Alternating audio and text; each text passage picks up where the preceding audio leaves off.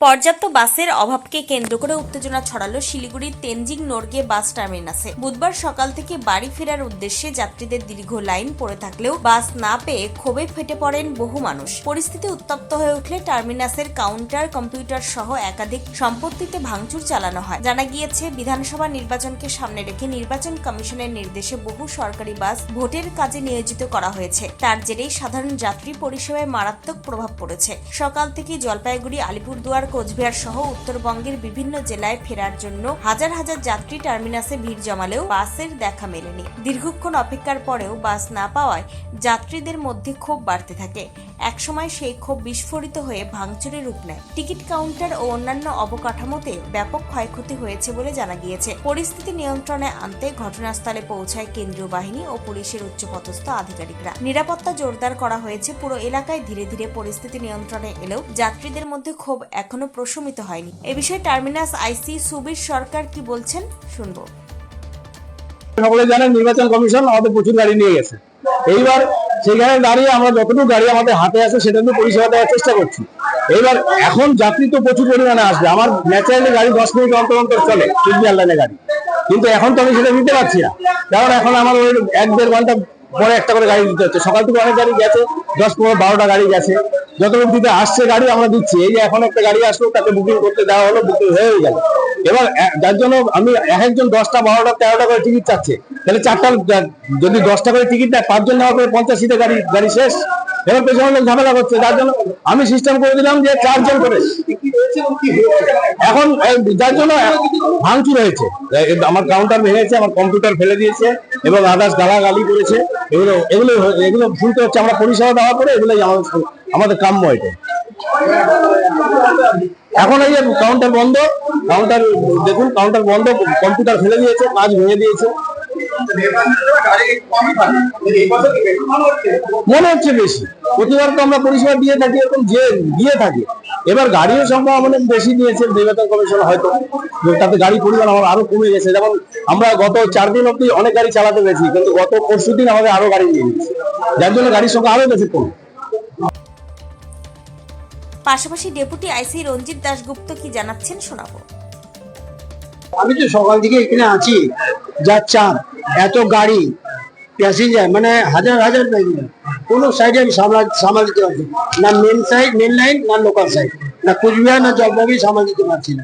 কিন্তু যেহেতু নির্বাচন কমিশন হিউজ গাড়ি নিয়ে নিয়েছে, হিউজ গাড়ি নিয়ে যাওয়াতে আমাদের রুটের গাড়ি সব বন্ধ। কত গাড়ি আছে? হ্যাঁ, কতগুলো গাড়ি চলছে আমাদের? সকাল থেকে খুব 15 থেকে 20খানা গাড়ি চলছে আমাদের, কিন্তু যাত্রী প্রচুর যাত্রী, হাজার হাজার যাত্রী। এই ভাঙলো, লোকের আক্রোশ, প্যাসেঞ্জারের আক্রোশের জন্য এই কাঁচ ভাঙলো, আমাদের কম্পিউটার ভাঙা গেল, দেখছেন সব অবস্থা।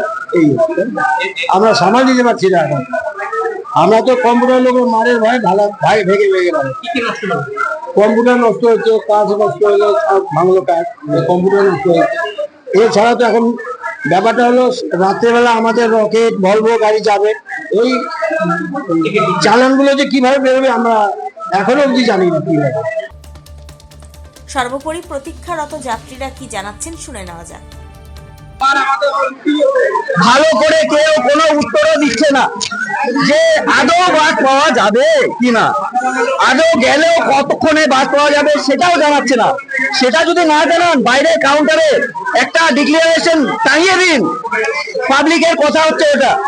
আপনারা যদি ডিক্লারেশন না দেন, তাহলে কি করে বুঝবে মানুষগুলো? এতগুলো মানুষগুলো কি করে বুঝবে? প্রায় সকাল 8টা থেকে দাঁড়িয়ে আছি, এখন বাজে 1:10 বাজে। তাহলে হিসাব করে নিন কতক্ষণ ধরে অ্যারেঞ্জমেন্ট করা হচ্ছে। কোথায় যাবো? কুচবিহার যাবো আমি। তো নির্বাচন কমিশনকে তো একবার ভাবা উচিত ছিল, বাকি মানুষগুলো, পরিযায়ী শ্রমিকগুলো কিভাবে তাদের বাড়ির গন্তব্য পর্যন্ত পৌঁছাবে। এটা ঠিক করা কার কাজ? এটা ঠিক করা কি আমাদের কাজ নাকি সরকারের কাজ?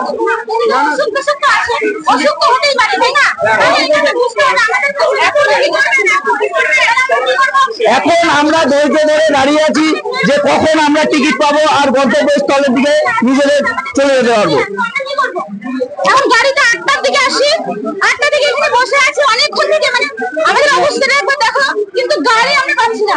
আর এদিকে এত ভিড়, লাইনে দাঁড়ালে তো অনেক দূরের লাইন, আর আমরা মেডিকেল থেকে আসি, আমাদের পেশেন্ট সিরিয়াস এসি রুমে ভর্তি। কি করবো আমরা? আমাদেরকে তো জানিয়ে দিয়েছে 3 দিন আগে, কিন্তু আমরা কি করবো? আমাদের কি করে আছে? আমাদের পেশেন্ট তো সিরিয়াস, আমরা কি করবো একটু বলেন, কি করবো? আমরা এখানে 8টার দিকে আসি, না এখনো পাইনি, টিকিট পাইনি, কোনো গাড়ি নেই। ছোট সাফারি গুলো বলছে একজনে 500 টাকা 600 টাকা। এখানে 2 নম্বরে চলছে, 2 নম্বর। সোজা কথা, রাস্তা দিয়ে 2 নম্বরে আমাদের কথা ছাড়েন না। বয়স্ক লোক আছে, বুড়াবুড়ি আছে, ওদের কি হবে? 6টার থেকে বুড়াবুড়ি দেখে, আমার নাম মামুনি বনবন। 6টার থেকে দেখেন বুড়াবুড়ি ওখানে লাইনে আছে, আমাদের নয়তো ছাড়েন। সরকার এখানটায় কি করছে, 50 বছরের একটা পুরানা ফ্যান ওটা ঠিক করতে পারছে না, আর দুনিয়ার বয়স্ক মানুষকে স্টাফকে কাজে রাখছে এখানটায়, কানে কম শুনে জিজ্ঞাসা করলে গরম মারে। এগুলো সব স্টাফ জন্য, বয়স্ক গুলোর জন্য চেঞ্জ হয়। সরকার করবে কি চেঞ্জ? না না, হলো পাবলিককে হলো বলতে লাগবে। হ্যাঁ, বাসের মধ্যে এমন ভিড়, এমন ভাবে এই দরজা 5টার বন্ধ থেকে করে দাঁড়িয়ে রয়েছি এখানটা, কিচ্ছু এখনো টিকিটও পাই নাই, আর শিওর না যে আমি পাবো কি পাবো না টিকিট। এখন বাজে 1:10 হবে, 1:10 বাজে এখন। আমি কোচবিহারে যাব, আমি ভোট দিতে তো যাব না, আমার ভোটের মুখে এই ধরনের পরিস্থিতি প্রশাসনের কাছে বড় চ্যালেঞ্জ হয়ে দাঁড়িয়েছে বলে মনে করছে ওয়াকিবহাল মহল। শিলিগুড়ি থেকে নিজস্ব প্রতিনিধির রিপোর্ট, টাইমস 14 বাংলা।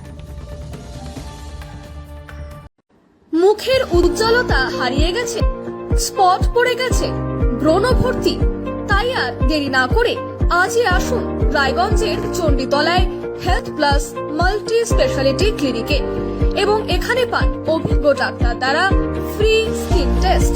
আরো বিস্তারিত জানতে যোগাযোগ করুন 9674895169 এই নম্বরে।